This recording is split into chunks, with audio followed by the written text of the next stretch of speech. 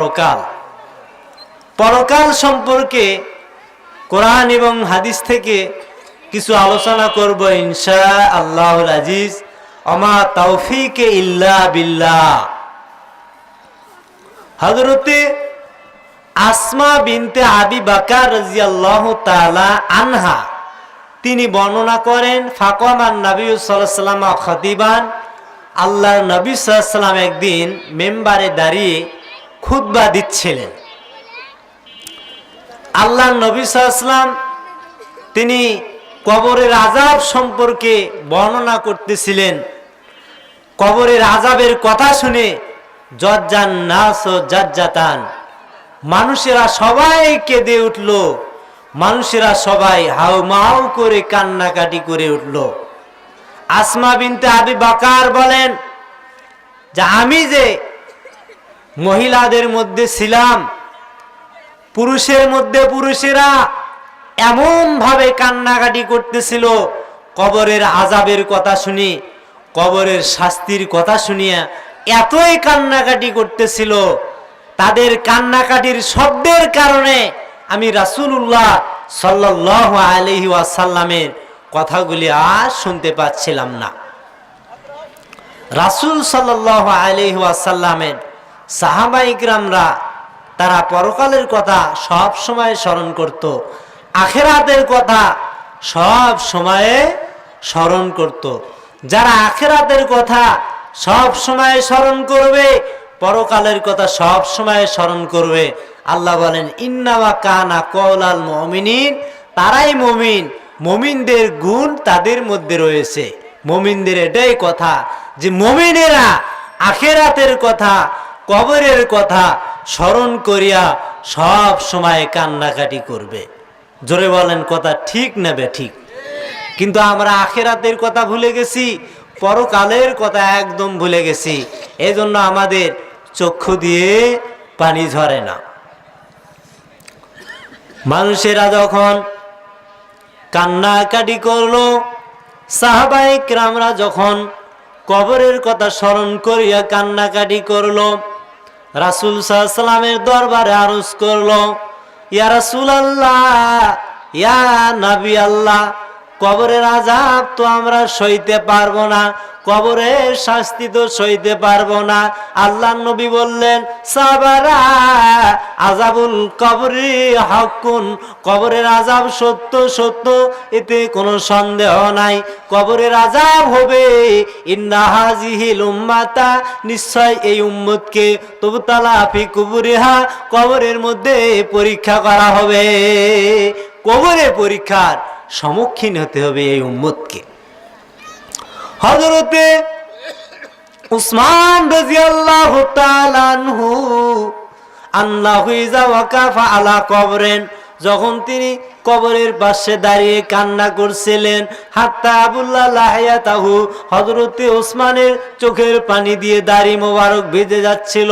উসমানের কান্না দেখে সাহাবারা বললেন, ভাই উসমান, তাযকুরুল জান্নাত ওয়ান নার, আপনি তো জান্নাতের আলোচনা করেন, আপনি তো জাহান্নামের আলোচনা করেন, ফালা তাবকি, আপনি তো এরকম কোনোদিন কান্নাকাটি করেন নাই, ওয়া তাবকি মিন হাযা, আপনি যে কবরের পাশে দাঁড়িয়ে কান্না করতেছেন, ভাই উসমান আপনার কি হয়েছে, আপনি কেন কবরের পাশে দাঁড়িয়ে কান্নাকাটি করছেন? হযরতে উসমান রাদিয়াল্লাহু তাআলা আনহু তিনি চোখের পানি ছেড়ে দিয়ে বললেন, আল্লাহর নবী সাল্লাল্লাহু আলাইহি ওয়াসাল্লাম একটা কথা বলেছেন, সেই কথা স্মরণ করিয়া আমি উসমান কান্নাকাটি করছি। সাহাবীরা বললেন, ভাই উসমান, আল্লাহর নবী সাল্লাল্লাহু আলাইহি ওয়াসাল্লাম কি কথা বলেছেন আমরা একটু শুনতে চাই। উসমান কেঁদে কেঁদে বললেন, আল্লাহর নবী সাল্লাল্লাহু আলাইহি ওয়াসাল্লাম বলেছেন, ইন্নাল কবরা আউয়ালু মানজিলাতিন মিন মানাজিলিল আখিরাহ, নিশ্চয় কবর আখিরাতের ঘাটি সমূহের মধ্যে প্রথম ঘাটি।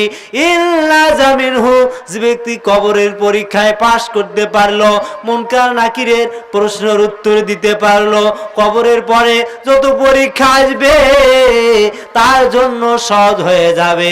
ওয়াইল্লাম ইয়ানজু মিনহু, যে ব্যক্তি কবরের পরীক্ষায় পাশ করতে পারলো না, মুনকার নাকিরের প্রশ্নের উত্তর দিতে পারলো না, কবরের পরে যত পরীক্ষা আসবে তার জন্য কঠিন হয়ে যাবে। আল্লাহ নবী সাল্লাল্লাহু আলাইহি ওয়াসাল্লাম তাই বলেছেন, মার রাআইতু মানজিরান ইল্লাল কবর আবজাউ মিনহু, কবর যে এত কঠিন জায়গা, কবর যে এত ভয়াবহ জায়গা, আমি নবী কোনোদিন দেখি নাই। হযরতে ওসমান কেঁদে কেঁদে বললেন, কবর যে এত ভয়ঙ্কর জায়গা, কবর যে এত বিপদের জায়গা, তাই দেখিয়া আমি ওসমান কান্নাকাটি করছি, কবর দেখিয়া আমি ওসমান ডুকরে ডুকরে কান্নাকাটি করছি। সাহাবীরা বললেন, ভাই ওসমান, আপনি তো আশারায়ে মুবাশশারার একজন, আপনি যদি এত ভেঙ্গে পড়েন তাহলে আমাদের অবস্থা কি হবে? ওসমান কেঁদে কেঁদে বললেন, আমি যে আশারায়ে মুবাশশারার একজন, কথা ঠিক আছে ঠিক আছে, আমি ওসমান, আমি যখন কবরের পাশে দাঁড়াই, কবরের পাশে দাঁড়াইলে আমি যে আশারায়ে মুবাশশারার একজন, এই কথা আর আমার খেয়াল থাকে না, এই কথা আর আমার মনে থাকে না, তখন আমার বড় ভয় হয় রে ওসমান, মুনকার নাকির তোর সাথে কি আচরণ করবে, সেই কবরের কথা স্মরণ করিয়া আমি ওসমান, আমি কান্নাকাটি করতেছি। জোরে বলেন সুবহানাল্লাহ। আল্লাহ বলেন, ইন্নামা কানা কওলাল মুমিনিন, এটাই হলো মুমিনের গুনাগুণ, এটাই হলো মুমিনের বৈশিষ্ট্য। আনিল বারা ইবনে আযিবিন আর রাসূলিল্লাহি সাল্লাল্লাহু আলাইহি ওয়াসাল্লাম ক্বালা ইয়াতিহি মালাকানি ফায়ুলিসানিহি ফায়াকুলান লাহু মার রাব্বুকা ফায়াকুলু রাব্বি আল্লাহ ফায়াকুলান লাহু মা দীনুকা ফায়াকুলু দীনিয়াল ইসলাম ফায়াকুলান লাহু মা হাযার রাসূলুল্লাহি বুইসা ফিকুম ফায়াকুলু ওয়া রাসূলুল্লাহি সাল্লাল্লাহু আলাইহি ওয়াসাল্লাম ফায়াকুলান লাহু ওমা ইউদরিকা ফায়াকুলু করাতু কিতাবাল্লাহি ওয়া আমানতু বিওয়া সাদাকাতু ফায়ুনাদি মুনাদি মিনাস সামায়ে আন সাদাকা আবদি ফাবরিশু মিনাল জান্নাহ ওয়ালবিসু মিনাল জান্নাহ ওয়াফতাহু লাহু বাবান ইলাল জান্নাহ ক্বালা ফায়ুফতাহু লাহু ফায়াতিহি মিন রাউহিহা ওয়া আতিবিহা ইলা আখিরিল হাদিস। হাদিসটার ইবারত অনেক লম্বা, বলতে গেলে সময় লাগবে।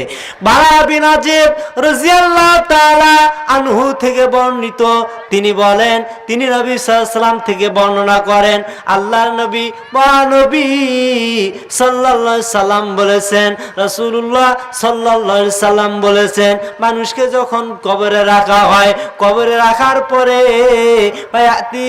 ফায়াতিহি মালাকানে, দুইজন ফেরেশতা আসে, লিসানি, দুইজন ফেরেশতা এসে এবার ওই লোকটাকে বসায়, লোকটাকে বসানোর পরে তিনটা প্রশ্ন করে। এক নাম্বার প্রশ্ন করে, মার রব্বুকা, তোমার রবকে। দুই নাম্বার প্রশ্ন করে, মা দিনুকা, তোমার দিন কি। তিন নাম্বার প্রশ্ন করে, মা হাজার রাসূলুল্লাহি বুইসা ফিকুম, মুহাম্মদ সাল্লাল্লাহু আলাইহি সাল্লামকে, যাকে তোমাদের মাঝে প্রেরণ করা হয়েছিল, লোকটা যদি মুমিন হয়, মুমিন হলে লোকটা উত্তর দিতে পারবে। জোরে বলেন সুবহানাল্লাহ।